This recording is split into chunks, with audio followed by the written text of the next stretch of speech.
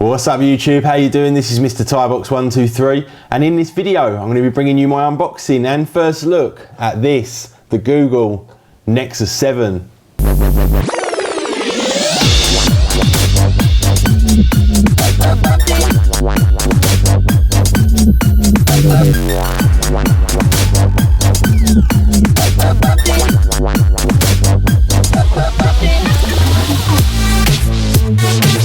So as you guys know, this actually got released at Google I/O just a few weeks ago now, and I put my order in immediately that the Nexus 7 was actually announced, and it's taken this long for them to get it here. Some people have had theirs for like over a week now. Obviously the developers have had it since day one, but yeah, it really did take them quite a long time to get it here, so I'm not overly impressed with the Google Play Store in terms of devices. But anyway, let's get into this unboxing and take a look around. So there's the packaging itself. Nice tidy packaging from Google. Actually looks quite nice as well. They've put some effort into that, which makes a change. On the back tells us made for Google Play, full-fledged Android tablet and pure Google. Now one of the best things about the Nexus range is that it is pure Google, so when we get the next iteration of the operating system, we're going to get that update pretty much straight away, and we're not going to see those huge delays like we do from other manufacturers in terms of getting the latest operating system. Now also, I have seen a whole bunch of videos where people are struggling to get this thing out of the box, so you may have to bear with me.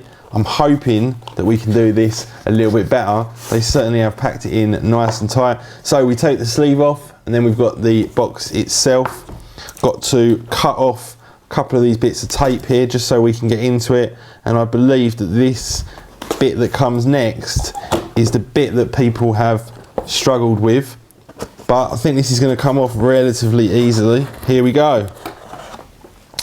And there it is. And first impression, it does look extremely small. It looks kind of like just a little bit bigger than the Galaxy Note really, which I suppose it is. But let's have a look at the actual device itself. It's extremely light. Looks kind of cool. There it is in the wrapping. Let's just put that to one side for a second, see what else we get, and then we'll unwrap that and turn it on. Really nicely packaged this is. All the accessories come in a little box as well, which is nice and tidy. I do like companies that put a little bit of effort into the packaging, so when you're excited like I am now about opening a device, it just gets presented in a kind of much nicer way and makes the whole experience that little bit more enjoyable. And I really am excited about this device. I haven't been this excited about a tablet probably since maybe the first iPad. You know, the rest of them have just been kind of minor updates really, the iPads, and I've not really been kind of thrilled with any other tablet announcements either, so very excited to see what this thing can do at the ridiculous price point of £159. I actually went for the 8GB version because I ordered it so quickly. I didn't even know that there was a 16GB version, which was a bit of a mistake, but hey ho, there we go. So first of all we get the UK 3-pin adapter, and then we get the actual point where we can plug that into and charge it with the USB cable. So I imagine that just slides onto the plug socket there like that, and then we just plug the USB charger into that. Quite a big charger though, that's a bit of a bummer, it's huge. Anyway, we also then obviously get the USB cable, micro USB. So anyway, boring stuff, get that out of the way. Let's have a look at this bad boy. Now obviously this thing has got the Tegra quad-core processor, but on top of that it's got 12 cores of GPU, which is absolutely insane, a gigabyte of RAM, and obviously Wi-Fi connectivity. Now I would have much preferred that they did a kind of 3G, 4G, LTE, whatever connected version of this. I much prefer to have the portability of the comms built into the device itself, but we haven't got that with this. Maybe they will release it at a later stage. And there is the device itself. Extremely nice black screen there on the front, and then we've got this kind of textured look on the back. We've got the word Nexus, and we've also got the Asus logo as well. Obviously these were made by Asus, and actually feels really weird on the back. It actually feels like some kind of It does actually feel a bit like leather, I must admit. I've heard people say that and I thought, oh, don't be stupid. But it does actually feel a bit like leather. Very, very nice feel in the hands, extremely nice. Really, really impressed. It definitely has a feel of a decent build quality to it. And you kind of get that from the Asus brand. So they've definitely continued that with this, even at that ridiculously budget price. I mean, the price of this thing is just absolutely insane. I think $200 in the US, £159 in the UK for the 8GB version, and then a few sort of pounds more than that for the 16GB version. But as you can see, it's got that silver line all the way around the outside of it. And then on that side, we've got the what looks like power on off, and then we've got the volume up down button. On the bottom, we've got the micro USB along with the headphone jack. And then, is there anything else? On the back, we've got that long speaker as well, just running up the back of it there. And I believe that is about it.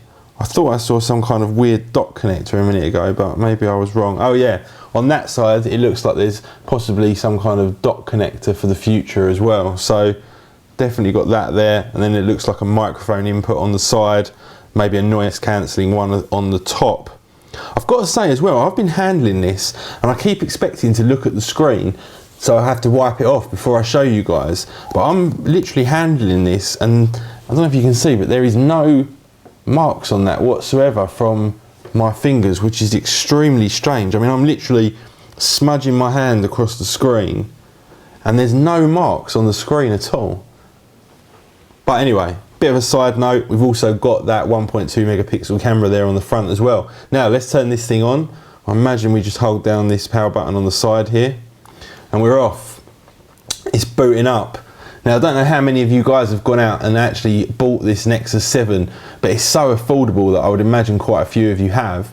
And I think a lot of people are going to look at it like that. They can go out, they can get a fantastic tablet like this for £159. I think a lot of people are just gonna go out and buy it, even if they're just going to kind of be trying it out. It's a very, very affordable price. I think it's incredible that they have managed to build this for that kind of price. Anyway, first of all, we get the welcome screen there. So I'm just going to change it to English United Kingdom, I'm hoping, although it doesn't look like it's got that. Oh, here we go, English United Kingdom. So there we go, chose that. Now let's hit the play button. Next thing it's asking is for our Wi-Fi. So I'm just going to pop in the details for the Wi-Fi. That's now connecting up, obtaining IP address, done. And now it says it's connecting to the Wi-Fi. So we just wait for that to continue there. And then it's asking us, do we have Google? So I will actually say yes to that. We'll just quickly fill that in nice and quickly. That keyboard just seems really nice to use in portrait mode. Really, really nice. I don't know if it's because it's nice and small and it's very easy to kind of tap around, but it definitely seemed a nice keyboard to use. Do you know, I'm still shocked that this thing has not got any fingerprint marks on it whatsoever. That is absolutely unbelievable. I've literally been like smudging my hands across it. I'll just show you another close-up of that. There is no fingerprints on that whatsoever.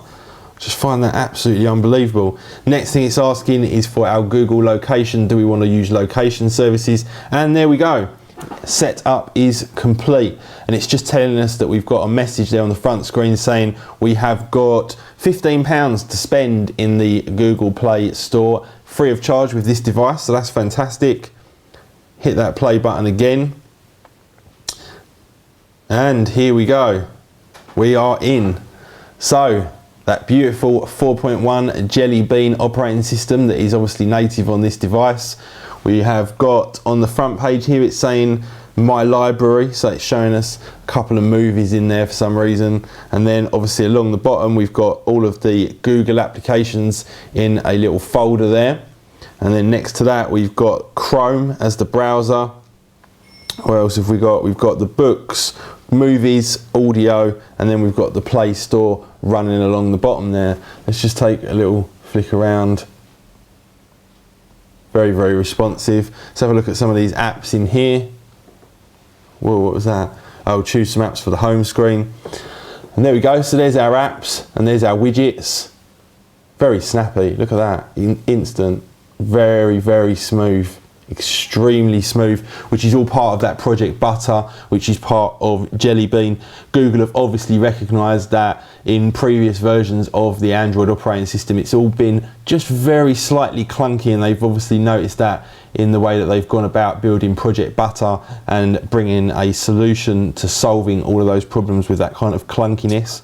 And yeah, looks absolutely fantastic. It really does look really, really nice. Very, very snappy, which is a huge improvement over what's gone before on Android tablets. Anyway, I'm probably waffling away now. Thank you very much for watching, guys. Please do hit that like button. Make sure you're subscribed. I'm going to be bringing you loads and loads of videos on the Nexus 7. Thanks very much for watching, and I will see you all in the next video. See ya.